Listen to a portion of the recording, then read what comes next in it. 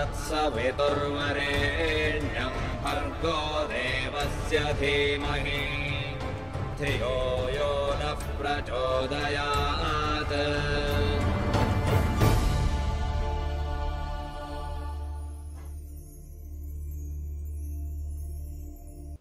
नमस्ते। वेद की शिक्षाएं कार्यक्रम में आप सब लोग के अभिवादन करते जा। परमपिता परमेश्वर से प्रार्थना है कि आप जहाँ भी होइबा, जैसे भी होइबा, स्वस्थ होइबा, तंदुरुस्त होइबा और अपन आप के सुरक्षित रख लोइबा।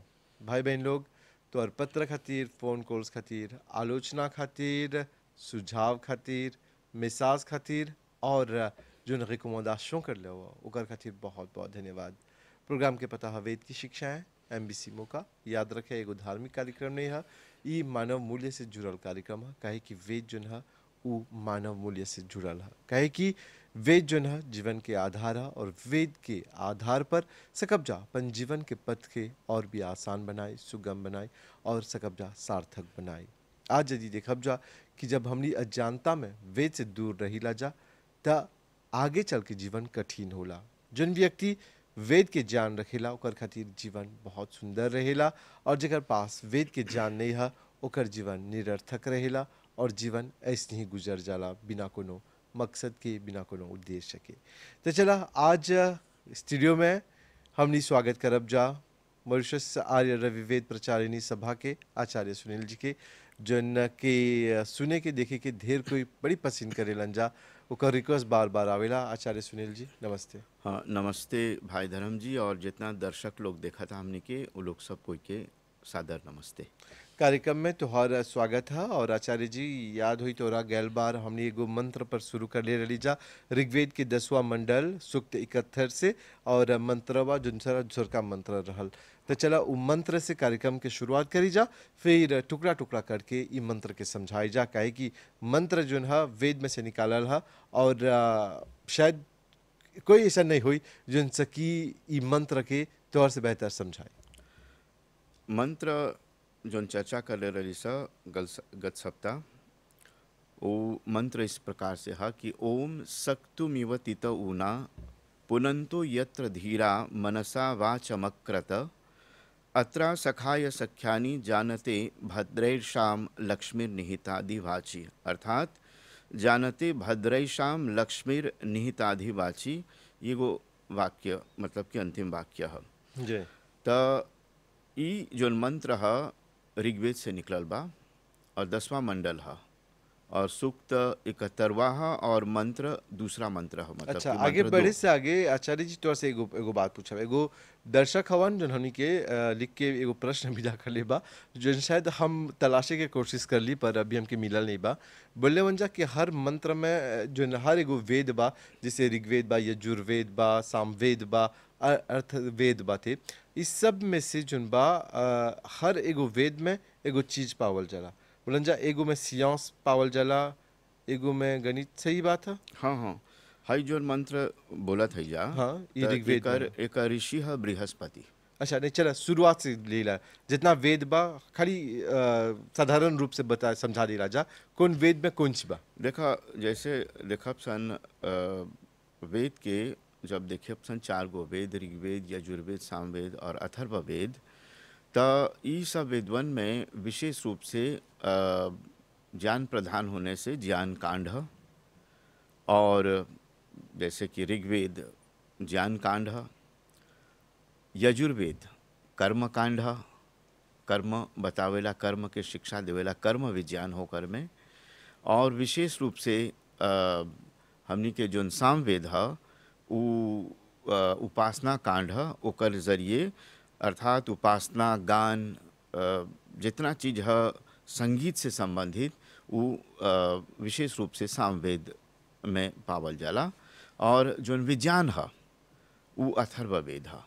अथर्व के मतलब है कि थर्व मतलब कि थरथराई होला, मतलब कि जोन में गतिशीलता मिलेला और जोन चीज़ के जोन गतिशील चीज़ के हमने ओकरा स्थिर कर देला सन तो वही अथर्व है। तो वो अपन आप में वो विज्ञान है। गतिशीलता के ओकरा स्थिरता में बदले के और स्थिरता के गतिशीलता में बदले के यही तो विज्ञान है। जी हाँ, जैसे कि एगो बैटरी लेबा पॉजिटिव बा नेगेटिव बा, हाँ। एगो जिफिल लेबा पॉजिटिव में डालब नेगेटिव में डालब त ओकर रिएक्शन तो होइबे ओकर करे, रिएक्शन होइबे करे। एगो स्थिर एगो अस्थिर। मैं उ तब होई जब कर्म करबा। तो कर्म खास करके जोन यजुर्वेद के ओकर अंग है। जी तो ओकर में जितना कर्म है, संसार के जितना भी कर्म है, सब ओकर में निहित बा और बतैले बा कि कैसे कर्म करे के। ओकर में एगो शब्द आवेला श्रेष्ठतमाय कर्मणा। श्रेष्ठतम अर्थात जितना कर्म करबा सबसे श्रेष्ठ निमन ओकरा अत्यंत अच्छा भाव से करे के, तब ओकर फल पूरा फल तोहरा मिली। एगो कर्म कर देला ऊपरे ऊपरे करला तो ओकर फल भी ऊपरे ऊपरे मिली। मैं गंभीरता से करला और बहुत अच्छा से करला तो ओकर परिणाम बड़ा अच्छा होला। उदाहरण के तौर पर हम बता देला। हाँ। अब माना कि एगो व्यक्ति जो बा ब्योलेट रोप लेबा, हाँ वो खाली मटिया हटा के ब्योलेट के गछा डाल देलक, हाँ। तब ब्योलेटवा छोटा होई। हाँ। तो जी के एगो चियो लेके जब नीचे डाल दे, हाँ। बनान के पत्ता डाल दे, ब्योलेटवा रोपी तो ब्योलेटवा उतने लंबा जाए। हाँ, जितना अथी के करे के बाद हाँ। जितना पानी जाए के बा ओकर में, हाँ। जितना ओकर लेपेसा चना खोदे के, उ सब समझ ला तो श्रेष्ठतम कर्म में आई। ओकर फल भी ओकर उसनी रहेला। ओकर फल भी वैसा ही रही जी। जैसन तोहर कर्म बा। तो इस स्थिति में कर्मवा करे से आगे बोला था चाहना ज्ञान प्राप्त कर लेगे, जी लाखों ने सांस।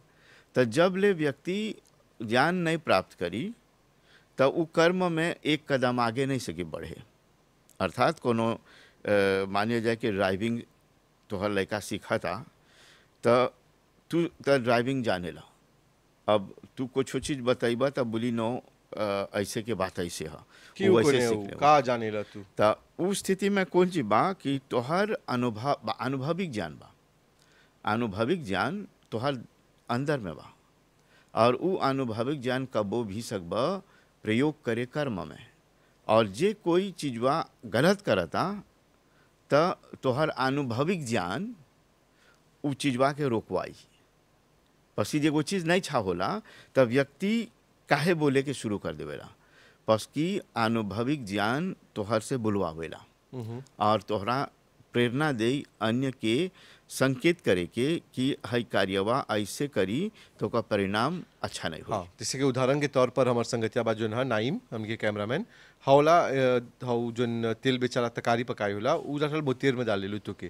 तो हम बोलिए हौ तेल से लुतो नहीं चलला भैया, लुतो के तेल दूसर है, वो अपन है, यानी कि ई जोन बा अनुभविक ज्ञान है। हाँ, अनुभविक जानिला ज्ञान, सर। हाँ।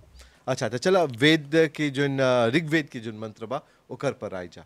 तो हैजा परी जन सुक्तम इव तित उना के अर्थ का देखा हई जोन पूरा मंत्र बा वाणी के जोन विज्ञान है। अर्थात वाणी के जोन विज्ञान मतलब कि जोन चीज हमनी बोली लासन एगो विज्ञान है। अच्छा, हमनी जोन भाषा सीखी लासन वो भी एगो विज्ञान है। हम तो हमेशा सोचते रही कि जैसे बोला जब वोकल कोड, हाँ। फेफड़ा इत्यादि ई त जोन बा। अपन आप में एगो विज्ञान है सब। हाँ, अब जानी बियोलॉजी। अब जैसे अंदर के चीज करबा तो उ समझला को माजे एगो बियोलॉजी ही है। और जब देखबा कि एक गो शब्द एक गो अक्षर यदि हमने सीखत है सा और ई वाणीवा सकता ओकरा प्रकट करे तो समझला जब उ सकता प्रकट करे और हमनी में हो सामर्थ्य वा बा, भगवान हमनी के अंदर में ज्ञान के सामर्थ्य दिले बा, कर्म करे के सामर्थ्य दिले बा, उपासना करे के सामर्थ्य दिले बा और विज्ञान के जाने के भी सामर्थ्य दिले बा। अब देखा जैसे बोलत हुआ कि भाषा जो है वो भी एगो विज्ञान है। जब बोलत है तोर से अभी भोजपुरी में बोलत है, हाँ। तो जब बोलत है जब हमन मुख से निकल के तोर कान तक आवता जोन शब्दवा आवता समझ जात हो कौन सी बोलत है। और देखा अब अभी हइये हम ही जो है चाइना चल गई। हाँ। अब लोग जब बतियात होन सा हाँ। तो हम तो नहीं समझब, हाँ, काहे कि भी एगो विज्ञान है। ये भी विज्ञान है और विज्ञान ये है कि तोहर सामर्थ्य कितना बा उ चीजवा समझे के हौ सामर्थ्यवा जोन बा अपन आप में एगो विज्ञान है। और जोन चीज हमनी बोली लासन वो ऐसे ही नहीं चलाल तोहर कान में, तरंग के माध्यम से, अर्थात जोन शब्द हमने उच्चारण करत हैं जा ओकर में एगो फ्रीक्वेंसी है। हवाई बोलत हली जब तरंग बोलत बा ब्रॉडकास्टिंग में जा परी हाँ। हमली तरंग के जोन है ओके फ्रीक्वेंसी बोल फ्रीक्वेंसी बोलबा। अब जैसे देखा फ्रीक्वेंसी मोड जोन है जैसे हाँ। हमके एफएम बा एम बा हाँ। अब ढेर कोई बोला अथी हाउ एम तो ढेर कोई समझेलन जने एम वा कौन ची है हाँ हाँ और एफएम वा कौन ची हाँ है हाँ तो हवा जैसे बोलत हुआ जोन फ्रीक्वेंसी है हाँ। वो फ्रीक्वेंसी मोड ही के एफएम बोलल चला। हाँ, तो कहा गलबा कि जब हमने वाणी के प्रयोग करब सन तो समझ अपन फ्रीक्वेंसी के एडजस्ट करत हैं जा।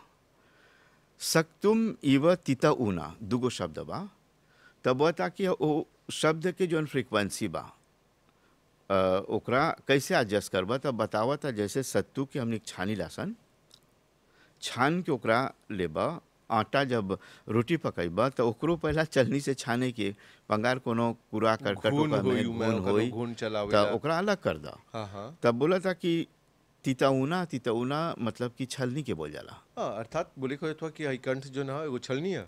हाँ, मतलब कि एकरा मतलब कि छलनीवा वाणी है, मतलब कि तोहर ज्ञान है। अच्छा मान जो जोन ज्ञान तू प्राप्त कर ले हवा वो एगो छलनी के समान हो गल। और बोला था कि जब भी बोलबा कोनो चीज, कोनो एगो वाक्य बोलबा तो अपन ज्ञान से छाने के, सत्तू के छाने के अलग से छलनी है। आटा के जब ओकरा ओकरा चलबा तो ओकर चलनी अलग से है।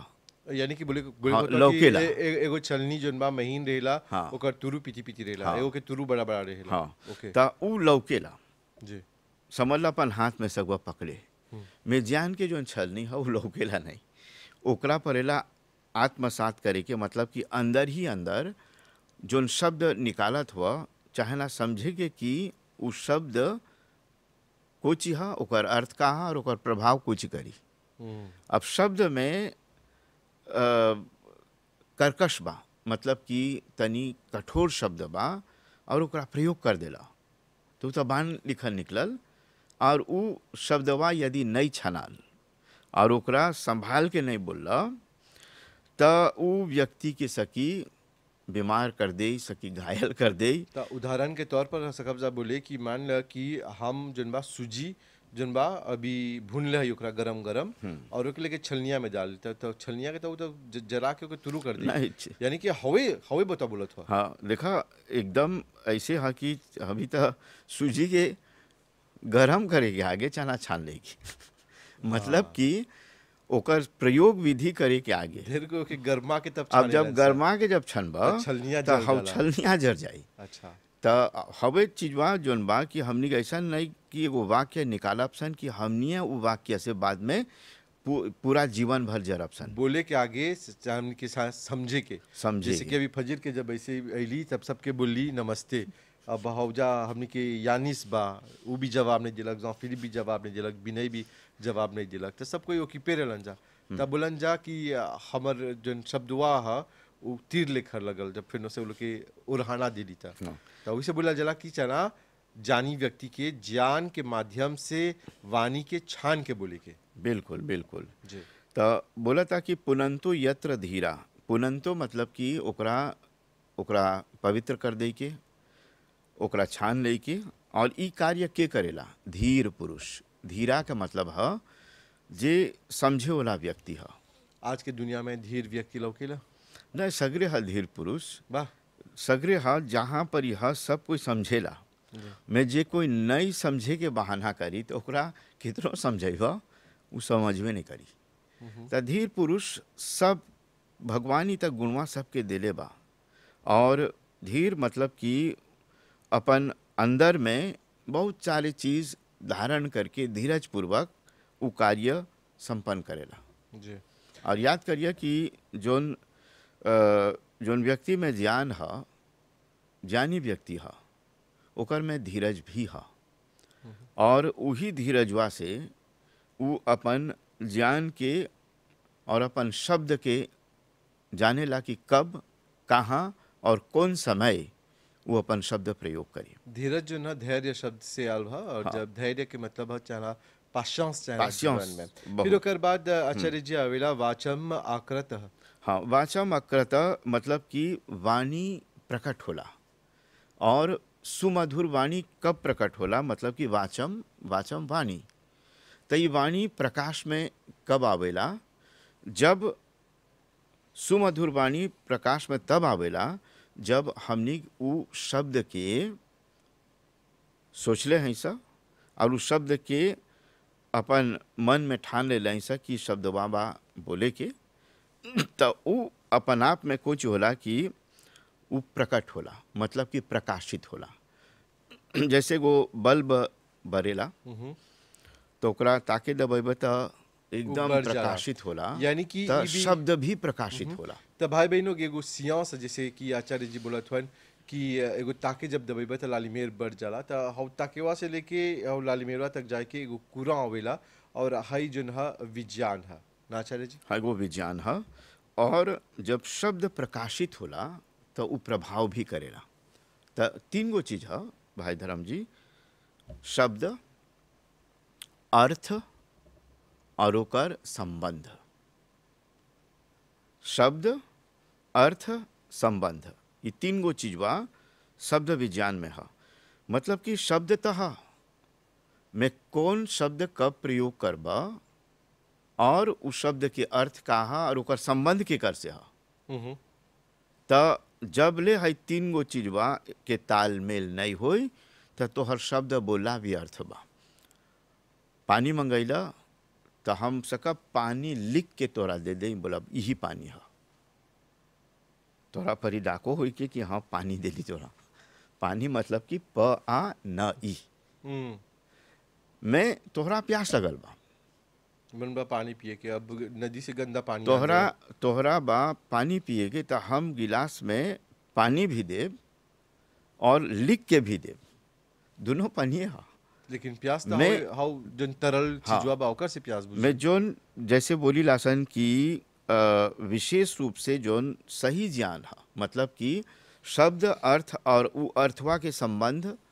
तोहरा प्यास लगल बा, पानी मंगला, तब प्यास के जोन पानी है बुझाई के, तोहर प्यास बुझाई के जोन पानी है, तो उ तरल पदार्थ है जोन की एगो गिलास में रही, न कि एगो कागज में लिखल रही।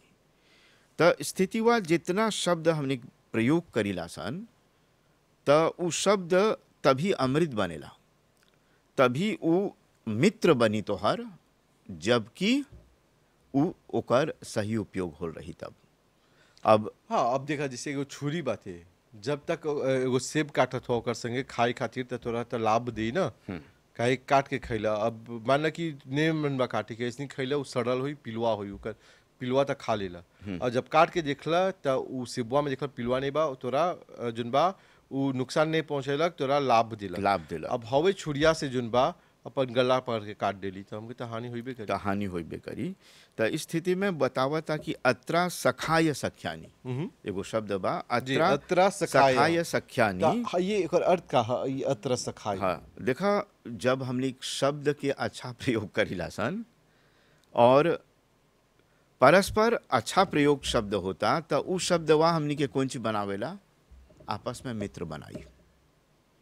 और यदि शब्द के गलत उपयोग होल बा, गाली गलौज होल बा, तो हवे गाली गलौज कौन चीज है, गाली गलौज शब्द है। हाँ, मैं उस शब्दवा से तू भी घायल होइला, हम भी घायल होइली। वैसे हमेशा हम बोलीला, हम छोटा सम के एगो बात बोलीला, हम जानते का बोलबा, मुँहे भात खियावेला, मुँहे लात खियावेला।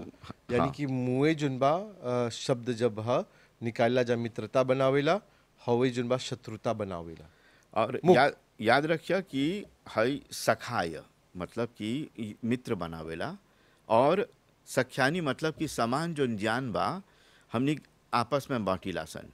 एगो सच्चाई हमार लागे बा, तोहरा बतावत है सच्चाई, हम सकब तोहर से झूठ भी बतियाई, मैं झूठ बतियाइला से कोनो फायदा नहीं होई, आज नहीं तो काल तू जान जाइबा।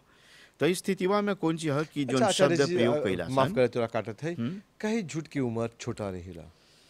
तो स्थिति देखा झूठ के ओकर प्रभाव जस्ती है, मैं ओकर से अधिक प्रभाव तब होला जब सत्य सामने में आवेला। जब ले सत्य के लुकावल जाला त झूठ के राज चलेला। अच्छा और जब ले सत्य के तू सामने नहीं अइबा त तब ले झूठ अपन समझ ला, राज करते रही, वो गाफाल करेला, समझ ला ना, सिकलो निखन। तो इस स्थिति में बतावा था कि ये शब्द ही से हमने आपस में मित्र बनीला सन और शब्द ही से हमने शत्रु बन जाइला सन। स्थिति यह कि सारा संसार कैसे चला था? शब्द से। राजनीति कैसे चला था? शब्द से।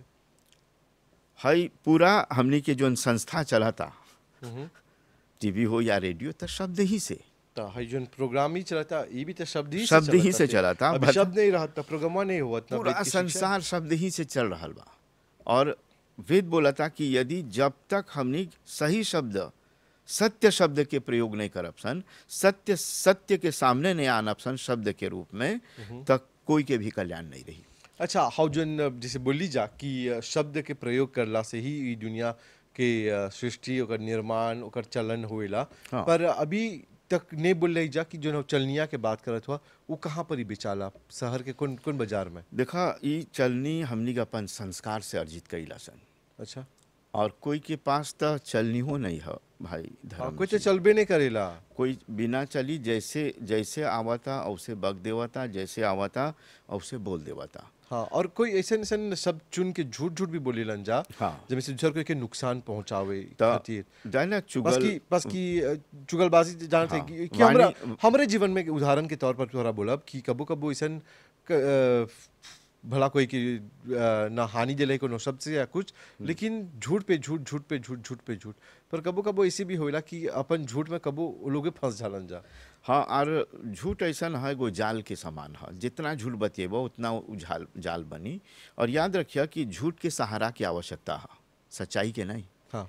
एगो बेकी ओकरे आवश्यकता पड़ेला, मान लीजिए कि जेका गोड़ नहीं छबा जी, तो उसने ही बोलता कि झूठ के सहारा मतलब कि ढेर सहारा पहला लेके तब एगो झूठ के सगवा स्थापित करे में सच्चाई के लिए कोनो बैसाखी की आवश्यकता नहीं है।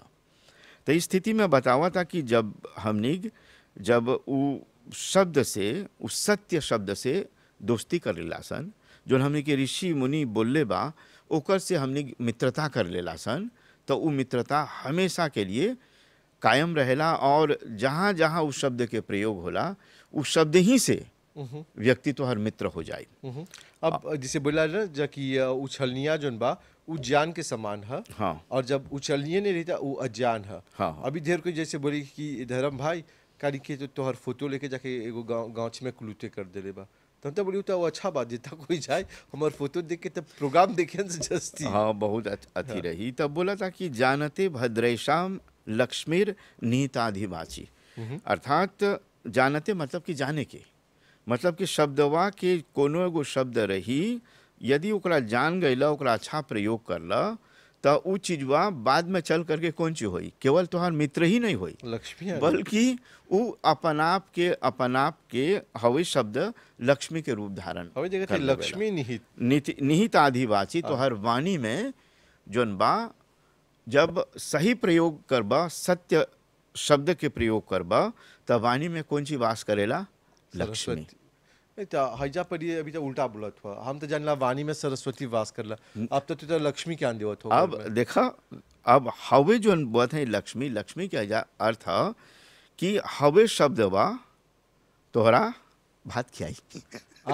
होगा मुँह भात खियावेला, समझला ना? हाँ, समझ जाने ला, जब शब्द लक्ष्मी ओकर से लक्ष्मी निकला था। अभी अच्छा देखा, अभी जो बा उछलनिया के सही प्रयोग करला तो तू आचार्य बदला। अभी उस शब्द के सही हम इस्तेमाल कर ली छलनिया के, तो हम जाके प्रेजेंटर बन ली। हाँ। और हमार संगतिया जो बा उछलनिया के प्रयोग करलक तो कैमरामैन बनल। हाँ। यानी कि छलनिया के उपयोग करबा तो वो लक्ष्मी के माध्यम, लक्ष्मी ओकर माध्यम है लक्ष्मी। और जैसे जैसे वाणी के अच्छा प्रयोग करब सन, तो सरस्वती अपने आप में है।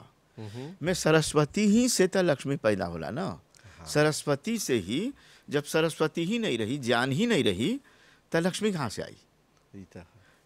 याद रखिए कि एगो व्यक्ति के पास कितनो धन रही, और ओकर पास में सरस्वती नहीं रही, मतलब कि जान नहीं रही उ पैसवा संभाले के, तो आज लक्ष्मी माँ बा काल नहीं बा, तो बिलावन है। वो बिला दे। हाँ तो लक्ष्मी तो उ तो स्थिर रही तोहर वाणी में, तो समझिए कि सरस्वती भी स्थिर बा और सब देवता ओकर में स्थिर हो जाला। ये खातिर ई जो मंत्र है एकर ऋषि जोन है बृहस्पति है। बृहस्पति मतलब कि विशेष रूप से जोन जकरा बोला सन देवताओं के गुरु, बृहस्पति देवता के गुरु है। तो मंत्र के जोन ऋषि है वो बृहस्पति है। और मतलब बृहस्पति हमके जरा समझाओ। बृहस्पति मतलब कि बृहस्प बहुत बड़ा जेकर लागे ज्ञान के भंडार है। अच्छा, ओकर कोनो फॉर्म है? समझ ला तोहर गुरु है। हाँ। जोन भी गुरु जे ज्ञान के भंडार रही तो वो अपन आप में बृहस्पति है। अरे वाह, बड़ा है मतलब कि ज्ञान से जे बड़ा है, ज्ञान के भंडार है जेकर पास, तो वो बृहस्पति है। तो आज से हम जब बृहस्पति के पूजा करें तो बृहस्पति के प्रतिदिन तू पूजेला। बृहस्पति जोन बा ज्ञान के अर्जित करे के पीछे जितना चीज तू जानत हुआ वो सब अपन आप में बृहस्पति है। और जितना तोहर ज्ञान के भंडार, तोहर अनुभविक ज्ञान जितना जैसे जैसे बढ़ल जाला, तो समझिए तोहर बृहस्पति ही बढ़ता। बृहस्पति सब में है, जैसे भगवान सब में है, तब बृहस्पति अर्थात ज्ञान के जोन भंडार है, सबके ज्ञान के भंडार अपन कर्म के माध्यम से विस्तार हो ले जाला। तो इस स्थिति में हमने ये बोलब सन कि शब्द के यदि व्यक्ति अच्छा से रखी तो उस शब्द ओकर लिए लक्ष्मी हो जाए, और वही ओकर ज्ञान के मार्ग, ओकर कर्म के मार्ग और ओकर सुख के मार्ग जोन बा वो खुल ले जाए। तो आचार्य जी अला और इतना जैसे सरलता पूर्वक हमनी के इतना ज्ञान बांटला, पर आज से हम तोहर से जिन वादा करत है कि हर एगो शब्द के जोन चयन करब हमनी मन से चयन करब, बस कि हमरो चाहिए लक्ष्मी वास करे के। और जैसे बोला कि जीवन तबे सार्थक होला जब हमनी शब्द के चयन करके बतियाला जा, काहे कि शब्द ही जोन है भात खियावेला और वही लात खियावेला। और एकर खातिर कर जोर धन्यवाद। ठीक है, सब दर्शकों को भी हम धन्यवाद करते हैं। तो भाई बहन लोग, आज से कोनो भी शब्द के जब चयन करबा याद रखिया कोई के चोट नहीं पहुँचैया, और याद रखिया कि शब्द जोन है उसकी जोन बात तोहरा आशीर्वाद दिलवाई और वही सके अभिशाप दिलवाई। एक साथ आज के कार्यक्रम के समय पूरा होत बातें। पूरी टीम के साथ रह लोग के धन्यवाद देवत है जा। तोरो बहुत बहुत धन्यवाद। शुभ रात्रि, नमस्ते।